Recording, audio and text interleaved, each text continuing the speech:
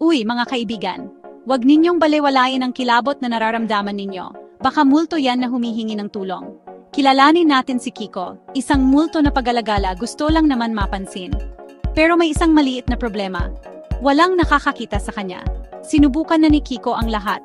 Kumatok sa mga pinto, magpalipat-lipat ng mga gamit, gumawa ng nakakatakot na tunog. Pero ang napala niya lang, mga taong takot na takbo ng takbo.